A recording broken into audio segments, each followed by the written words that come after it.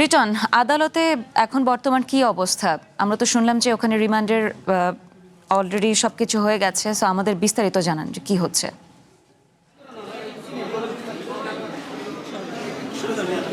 আমি তো ইতিমধ্যেই জানিয়েছেন যে দুটি মামলায় 5 দিন করে 10 দিনের রিমান্ড দিয়েছে। এখানে শুধুমাত্র ডেভিড ইমান নয়, তার 4 জনের সহযোগী রয়েছে। তবে পাশাপাশি হাটহাজারের আরেকটি ঘটনায় চাঁদাবাজির মামলায় পাশের আরেকটি আদালতে, অর্থাৎ দ্বিতীয় মহানগর আদালতে তাকে আবার উপস্থাপন করা হয়েছে এবং সেখানে তাকে একটি মামলায় শো নোটিশ দেখানো হয়েছে। সেটি হচ্ছে মূলত যে আমরা একটু পুলিশের একটু আসলে বক্তব্য এর আগে ব্রিফিং করছিলাম, আমরা একটু সরাসরি আছি। এই মামলায় একটু সর্বশেষ সম্ভবত শো নোটিশ দেখানো হয়েছে, একটু বলতে যদি আজকে কি ঘটেছিল। আজকে ফটিকছড়ির দুটি মামলা এবং হাটহাজারির একটি মামলায় ডেভিড ইমনকে বিজ্ঞ আদালতে উপস্থাপন করা হয়েছে। এর মধ্যে যে ফটিকছড়ির যে অস্ত্র মামলাটি আছে সেখানে হচ্ছে ডেভিড ইমন সহ তার যে বাকি সহযোগী 4 জন আছে তাদেরকে বিজ্ঞ আদালত 5 দিনের রিমান্ড মঞ্জুর করেছেন।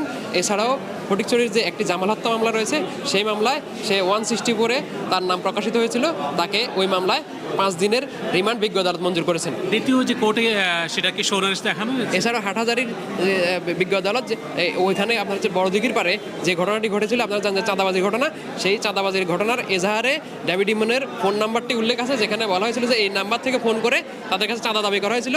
ওই মামলাতে তাকে আজকে শো অ্যারেস্ট মঞ্জুর করা হয়েছে এবং হচ্ছে পরবর্তীতে আমরা এই মামলার পর্যায়ক্রমে রিমান্ড প্রেরণ করব। আর রিমান্ডগুলো আপনারা কখন রিমান্ডে চাইবেন অথবা আনবেন? আমরা পর্যায়ক্রমে আনবো, যেহেতু এখন 5 দিন 10 দিন যাচ্ছে, আমরা পর্যায়ক্রমে রিমান্ড প্রেরণগুলো দিব। শুনছিলাম যে চট্টগ্রাম জেলার সিনিয়র সহকারী পুলিশ এসপি তিনি জানাচ্ছিলেন যে এই মামলার সর্বশেষ অগ্রগতি। দুটি মামলা ইতিমধ্যে 5 দিন করে 10 দিনের রিমান্ড দিয়েছে এবং হাটহাজারের একটি মামলায় তাকে শো নোটিশ দেখানো হয়েছে। এই মামলাটিতে মূলত একটি চাঁদাবাজির মামলা।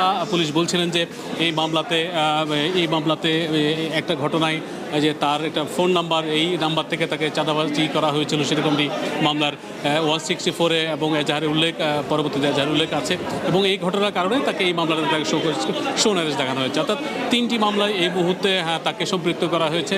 তার বিরুদ্ধে আসলে যে হত্যা এবং অস্ত্রসহ চাঁদাবাজি সহ 1 ডজনেরও বেশি মামলা আছে। ইতিপূর্বে যে তৃতীয় জুডিশিয়াল ম্যাজিস্ট্রেট তৃতীয় মোতাসির বিল্লাহর আদালতে দুটি মামলায়, একটি হত্যা এবং একটি অস্ত্র মামলায় 5 দিন করে মোট 10 দিনের রিমান্ড মঞ্জুর করেছে আদালত এবং পুলিশ বলছে যে তাদেরকে পর্যায়ক্রমে একটি মামলায় তাদেরকে রিমান্ডে তারা আনবেন এবং এই মুহূর্তে ডেভিড ইমন সহ তার যে 4 জন সহযোগী তাদেরকে যে কড়া নিরাপত্তা পাহারায় তাদেরকে আবারও কারাগারে নিয়ে যাওয়া হয়েছে এবং চট্টগ্রামের যে আদালত প্রাঙ্গণ এই মুহূর্তে ব্যাপক ধরনের পুলিশ নিরাপত্তা ছিল। কারণ হচ্ছে ডেভিড ইমন, মোবারক হোসেন ইমন, আমরা যাকে বলি, যার আসলে বাবা মায়ের দেওয়া নাম মোবারক হোসেন ইমন, তিনি পরবর্তীতে অপরাধ জগতে ডেভিড ইমন হিসেবে পরিচিত পায় এবং তার যে আজকে যে বেশ কয়েকটি মামলায় তাকে রিমান্ড এবং শো নোটিশ দেখানো হয়েছে আদালত প্রাঙ্গণে। আসলে আমরা জানি যে চট্টগ্রামের যে মহানগরের একটি আলোচিত চাঁদাবাজি এবং যে অস্ত্র মামলায় তাকেও হয়তো আবারও আনা হবে, তবে আমরা যেটুকু জেনেছি তাকে পরবর্তীতে ভার্চুয়ালি হয়তো আদালতে সম্পৃক্ত করা হবে। আজকে হয়তো তাকে আনা হয়েছে। আমরা পুলিশের পক্ষ থেকে যে জেনেছি যে নানা রকম নিরাপত্তা ঝুঁকির কারণে তারা চেষ্টা করছেন হয়তো ভার্চুয়ালি পরবর্তী মামলাগুলোতে শো অ্যারেস্ট অথবা যে রিমান্ড শুনানি যেগুলো আছে সেগুলো দেখানোর জন্য। চট্টগ্রামের আদালতের প্রাঙ্গণে এই মুহূর্তে ব্যাপক সংখ্যক নিরাপত্তা ব্যবস্থা জোরদার করা হয়েছে। বিভিন্ন জায়গায় মোড়ে পুলিশ রাখা হয়েছে, প্রত্যেকটি গাড়ি তল্লাশি করা হচ্ছিল এবং আদালতে এই যে প্রাঙ্গণ সেখানে ব্যাপক ধরনের নিরাপত্তা তল্লাশির মধ্য দিয়ে সবাইকে আসতে হচ্ছিল। সব মিলিয়ে নজিরবিহীন একটা নিরাপত্তা ছিল, কারণ এই সাম্প্রতিক সময়ে সবচেয়ে আলোচিত এই সন্ত্রাসী যিনি ভারতে যাওয়ার আগে গ্রেপ্তার হয়েছেন যশোরে, তাকে আদালত তোলা হয়েছে। মোটামুটি কিন্তু এই ছিল চট্টগ্রামে আদালত প্রাঙ্গণের সবশেষ খবর রাখবো। নিশ্চয়ই আমরা পরবর্তীতে আরও আপডেট নিয়ে যুক্ত হব। ফিরে যাচ্ছি। ধন্যবাদ আপনাকে রিটন।